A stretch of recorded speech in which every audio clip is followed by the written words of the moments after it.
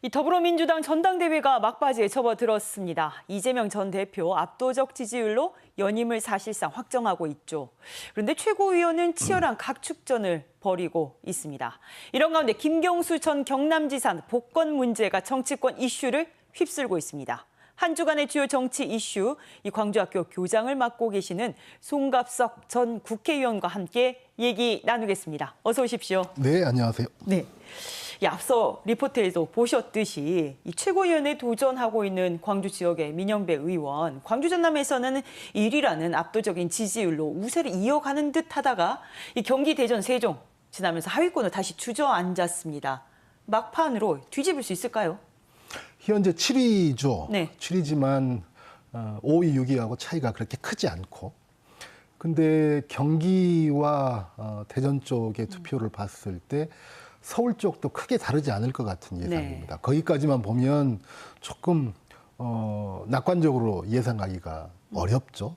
그렇지만 국민 여론조사가 들어가고 전국 대의원 투표가 있기 때문에 거기에 대한 표심에 민영배 후보는 기대를 걸어야 하지 않을까라고 생각합니다. 민주당에서는 항상 호남의 권리당원이 3분의 1이다. 그다음에 텃밭이다. 민주의 상징이다. 이렇게 말을 하면서도 이 비수도권 유일의 후보인 민영배 의원인데 어떻게 좀 힘이 실리는 분위기는 보이지 않습니다. 여기에 대해서 어떻게 해석을 해야 됩니까? 저도 최고위원 선거에 나가서 떨어졌는데 네. 저도 비수도권 유일한 후보였고 민영배 후보와 같은 광주 후보였지만 결과는 같았죠. 민주당은 항상 호남을 민주당의 심장이다라고 이야기를 합니다. 특히 네. 선거 때는 더 그렇죠. 대선 때, 총선 때. 그렇지만 이렇게 당내 선거가 벌어질 때는 대단히 죄송하지만 호남은 뒷전으로 밀려나는 듯한 이런 느낌을 지울 수가 없습니다. 네. 누가 봐도 현재 명심이 작용하고 있다라고 하는 것은 분명한 것 아닙니까? 명심이 작용하는 후보가 2명이든 3명이든 있는 건데 거기에 이쪽을 대표하는 민영배 후보는 거기에는 제외돼 있다라고 하는 것이 그냥 보통 사람들의 생각이다라고 봅니다. 그래서 호남 정치가 그토록 중요하다라고 이야기를 하면서 정작 이런 순간에는 호남이 배제되는 이런 상황이 자꾸 되풀이되고 있는 것에 대해서 참 착잡하고 안타까운 마음입니다. 그런데 이런 가운데 김경수 전 경남지사의 복권 문제가 정치권 이슈를 휩쓸었습니다. 김 전 지사의 복권이 이루어진다면 야권 지형의 변화가 이루어지겠습니까? 지금 보십시오. 전당대회 과정이지만 90%가 넘는 득표율이 이재명 대표에게 나오면서 컨벤션 효과도 누리지 못하고 또 너무나 높은 지지율이기 때문에 오히려 거부감을 주고 있는 것 아니겠습니까? 그렇기 때문에 저는 많은 후보군들, 각축을 할 수 있는 많은 후보군들이 있으면 있을수록 저희 민주당의 외연을 넓혀나가고 그 결과로 정권을 탈환할 수 있는 확률이 더욱더 높아진다라고 생각을 합니다. 그렇기 때문에 그것이 지금의 복권이 당장의 어떤 지형 변화를 이끌어온다거나 그렇게 기대하는 것은 섣불이지만 어쨌든 결과적으로 또 조금 장기적으로 봤을 때 정권 탈환을 염두에 두고 있는 우리 민주당에는 좋은 일이다라고 생각합니다. 그런데 이번에 김 전 지사의 복권 문제를 두고 이 야권보다 여권의 파열음이 굉장히 네. 거셉니다. 네. 어떻습니까? 왜 그렇다고 생각을 하시는지, 야권에서는 어떻게 바라보고 계시는지가 궁금해요. 마치 그런 거죠. 적지는 양에서 수류탄을 던졌는데 정작 수류탄이 터진 것은 우리 진지에서 수류탄이 터진 듯한 여권 입장에서 본다면 그런 상황입니다. 김경수 지사의 복권에 대해서 여권의 지지자들 상당수가 부정적인 생각은 가질 수 있겠잖아요. 네.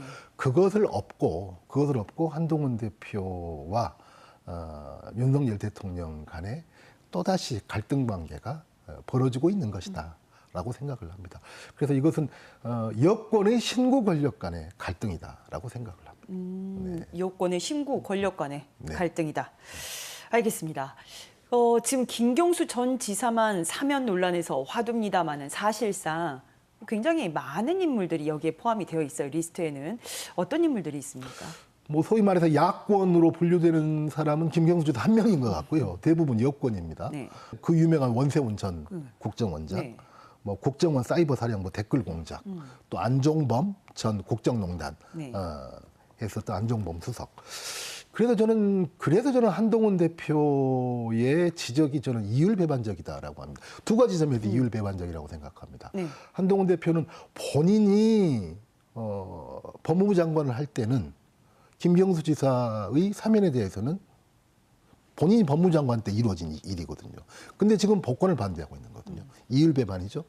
그다음에 한동훈 김경수 지사에 대해서 반대한다면 똑같이 이런 사람들에 대해서도 반대해야 맞죠. 국정농단 세력에 예. 대해서도. 이런 네. 사람들에 대해서는 민주주의를 파괴한 침묵을 하면서 김경수 지사의 문제만 이야기를 한다.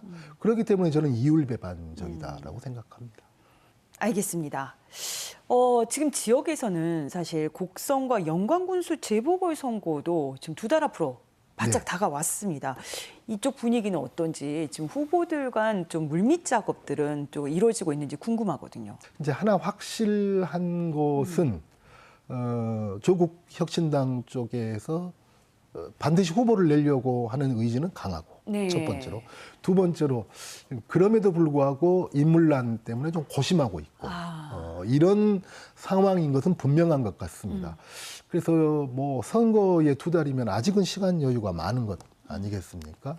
그래서 저는 이 점은 결국 그 얼마나 경쟁력 있는 후보를 조국 혁신당 쪽에서 내세우느냐라고 하는 것이 앞으로 관전 포인트가 아닌가라고 생각합니다. 지방선거를 앞두고 전초선이 될 수도 있다라는 말씀이시네요. 네. 알겠습니다. 네. 오늘 말씀 여기까지 듣겠습니다. 네. 감사합니다. 네. 네, 광주학교 송갑석 교장이셨습니다. 감사합니다.